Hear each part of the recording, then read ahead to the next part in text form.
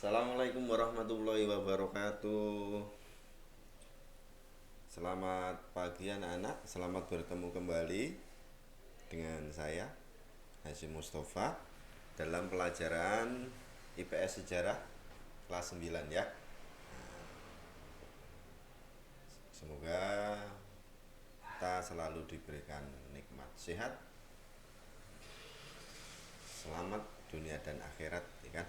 Oke, kita masuki pertemuan ketiga pelajaran IPS Sejarah dengan subtema perjuangan mempertahankan kemerdekaan. Ini bagian dari pada bab dulu pertemuan pertama sudah Bapak sampaikan, yaitu masa kemerdekaan bangsa Indonesia. Nah, ini subbab perjuangan fisik. Jadi perjuangan mempertahankan kemerdekaan ini nanti akan dibagi salah satunya perjuangan fisik. Nanti akan kita lihat dalam peta konsep dalam tampilan berikutnya.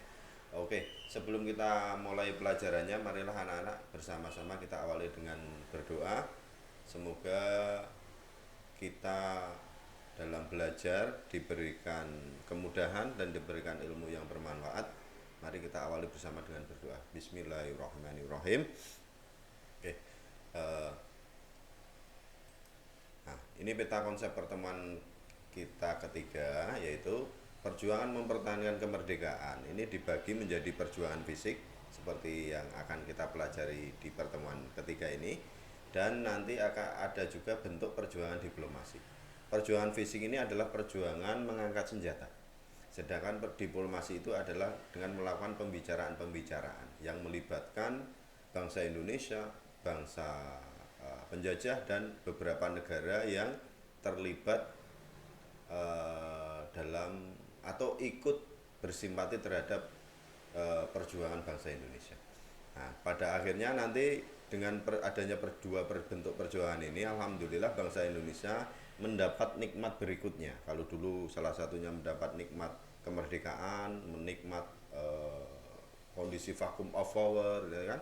Akhirnya kita mendapat nikmat berikutnya, yaitu, mohon maaf ini ada kesalahan penulisan, pengakuan kedaulatan Indonesia dari siapa? Dari Belanda.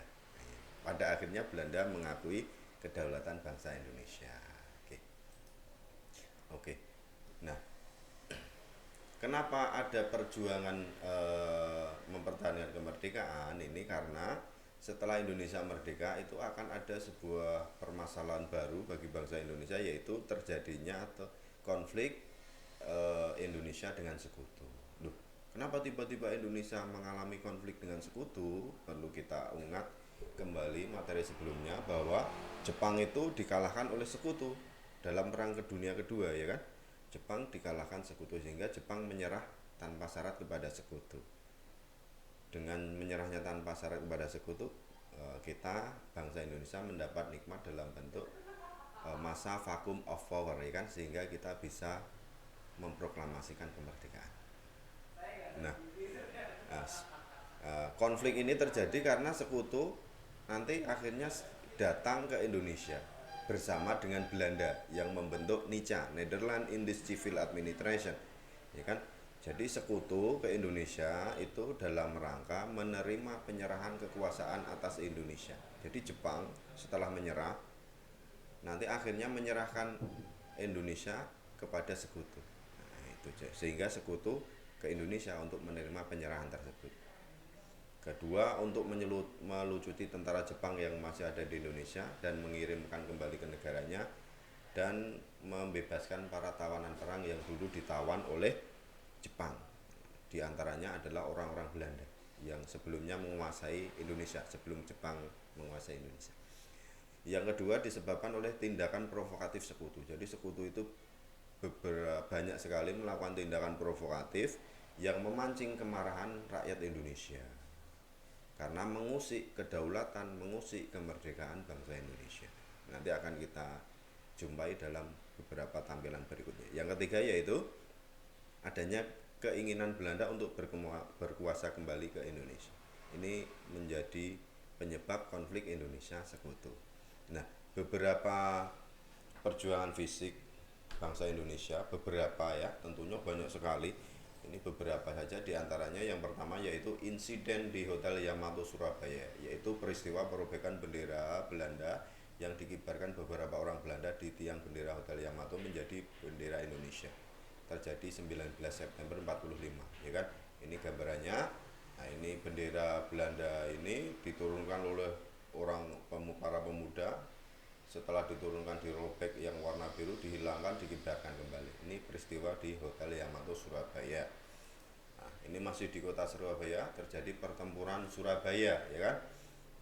Di Surabaya pernah terjadi perang besar, perang hebat, dahsyat sekali, yaitu yang terjadi tanggal 10 November 1945, sehingga bangsa Indonesia memperingatinya sebagai hari apa, anak-anak? Tentunya anak-anak tahu kan?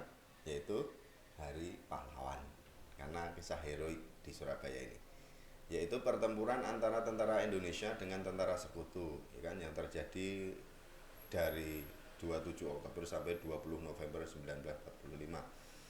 Pertempuran pertempuran ini yaitu karena tadi provokasi sekutu. Bisa anak-anak baca di sini. Salah satunya yaitu adanya ultimatum itu kepada rakyat Surabaya, di mana lahirnya ultimatum ini karena tewasnya Jenderal Malabi, pimpinan sekutu di Surabaya, dalam suatu bentrokan di Surabaya. Oke, itu pertempuran di Surabaya. Terus di Semarang juga terjadi pertempuran hebat, ya, pertempuran 5 hari di Semarang. Ini pertempuran Indonesia dengan tentara Jepang yang masih ada di Indonesia. Ini disebabkan oleh tewasnya Dr. Karyadi yang ingin meneliti cadangan air yang diisukan diracun oleh Jepang, tapi ternyata beliau ditembak mati oleh tentara Jepang. Ini membuat kemarahan rakyat Semarang sehingga terjadilah pertempuran di Semarang. Nah, ini kalau kita ke kota Semarang kita akan tahu ini sebagai monumen untuk memperingati peristiwa tersebut dibangunlah Tugu Muda yang ada di Semarang. Oke. Tidaklah jauh dari Semarang, di Ambarawa. Pertempuran Ambarawa ini adalah pertempuran antara Indonesia dengan tentara sekutu. Sekutu tidak hanya masuk Surabaya tapi juga Semarang, kan? Ya, mereka bermaksud untuk melucuti tentara Jepang, membebaskan tawanan perang, tapi ternyata para tawanan perang itu oleh sekutu dan Belanda dipersenjatai. Ini provokatif sekali, ya kan, sehingga memicu kemarahan rakyat. Nah, terjadilah pertempuran Ambarawa. Ini salah satu sosok pahlawan kita, Jenderal Sudirman, yang memimpin langsung pertempuran di Ambarawa saat itu. Di Ambarawa kita akan juga menjumpai seperti Semarang. Kalau Semarang tadi Tugu Muda, di Ambarawa Palagan Ambarawa, monumen Palagan Ambarawa. Terus di Bandung juga terjadi peristiwa besar hebat, yaitu yang kita kenal dengan Bandung Lautan Api, yaitu dibakarnya kota Bandung secara sengaja oleh tentara Indonesia bersama rakyat agar kota Bandung, fasilitas yang ada di kota Bandung tidak digunakan oleh sekutu, ya kan, agar tidak digunakan oleh sekutu. Ini gambarannya. Jadi seperti ini bisa anak-anak baca, ya kan. Ini. Oke, selanjutnya di Medan juga terjadi peristiwa besar hebat dahsyat, yaitu pertempuran Medan Area, yaitu pertempuran antara rakyat Medan dengan sekutu bersama Belanda tentunya, yang membentuk NICA. Ini waktu ini, nah ini karena sekutu menguasai gedung-gedung pemerintah. Ini provokatif kan, ya. Ini provokatif sekali sehingga memicu bentrokan-bentrokan. Setelah itu juga ada peristiwa yang lain, sekutu memasang papan-papan nama bertuliskan seperti ini.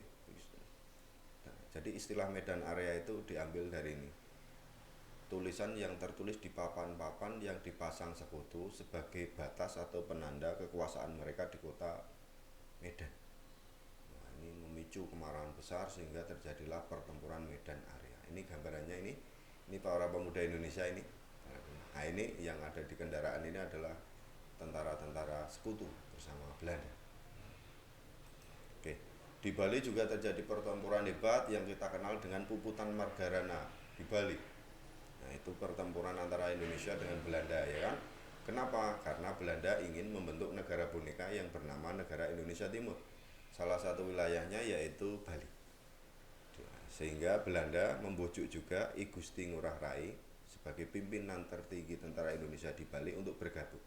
Tapi beliau tentunya cinta NKRI, cinta RKRI, ya kan, sehingga beliau menolak dan mengobarkan perlawanan dengan cara puputan. Puputan itu perang habis-habisan atau perang sampai titik darah penghabisan. Ini gambaran tokoh pahlawan kita I Gusti Ngurah Rai. Ini teladan kita ya toh, yang perlu kita contoh, kita teladani. Beliau rela berkorban untuk kepentingan bangsa dan negaranya sampai titik darah penghabis di Bali.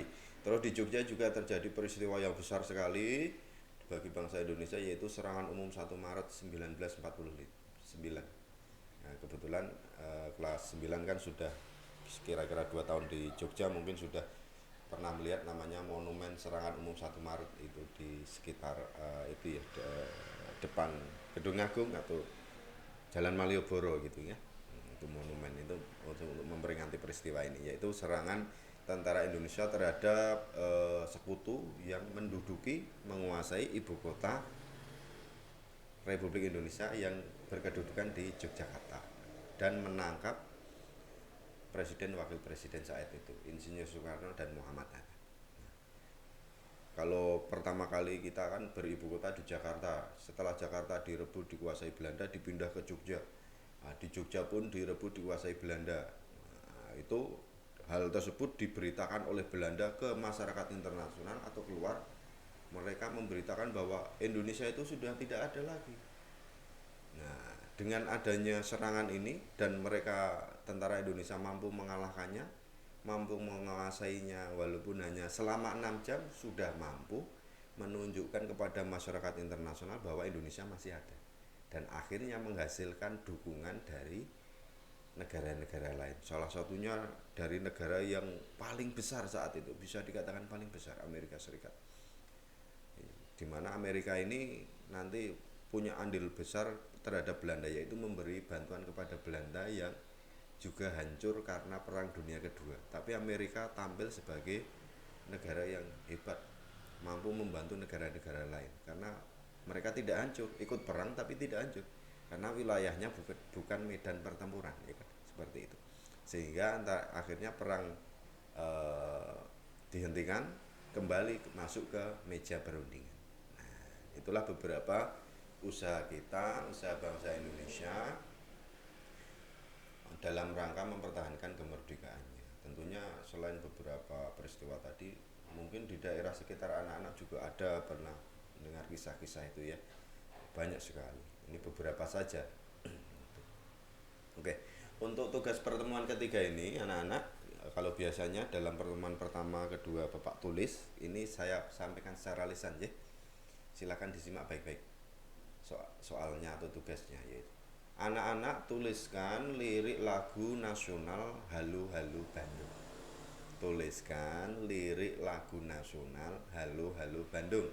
Sekali lagi tugasnya, tuliskan lirik lagu nasional Halo Halo Bandung. Silakan, setelah ditulis dalam buku catatan masing-masing, silakan difoto salah satunya, dikirimkan ke Google Classroom masing-masing ya. Jangan lupa Bapak mengingatkan dalam tugas dituliskan nama terang dan kelas, karena masih ada beberapa anak yang lupa belum menuliskan nama terang dan kelas, sehingga Bapak kesulitan untuk memasukkan penilaiannya, ya kan. Nah, gitu. Kalau ada pertanyaan silakan disampaikan, bisa lewat Google Classroom nih di kolom komentar.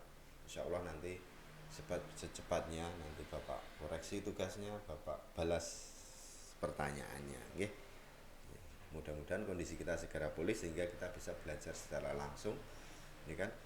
Nah, oke, mungkin pertemuan ketiga ini seperti itu anak-anak. Silakan nanti tugasnya dikerjakan. Mari kita akhiri pertemuan ketiga ini dengan bacaan tahmid bersama-sama. Alhamdulillahirabbil alamin. Semoga apa yang kita pelajari menjadi ilmu yang bermanfaat bagi kita semua. Bermanfaat di dunia ini, bermanfaat di akhirat. Bapak mengingatkan jangan lupa untuk tetap menjaga kondisi kesehatan, tetap mengindahkan protokol kesehatan dalam kita berinteraksi sosial dengan manusia yang lain, karena manusia tidak akan terlepas dari interaksi sosial. Kita belajar IPS kan seperti itu. Jangan lupa salah satunya pakai masker saat berinteraksi, cuci tangan sebelum dan sesudah berinteraksi, ya kan? Jangan lupa olahraganya, makanan bergizinya, ya kan? Bergizi ya, bergizi. Istirahatnya, seperti itu. Terima kasih. Pertemuan ketiga kita tutup. Wassalamualaikum warahmatullahi wabarakatuh. Insya Allah kita bertemu lagi di pertemuan keempat IPS Sejarah. Semangat anak-anak.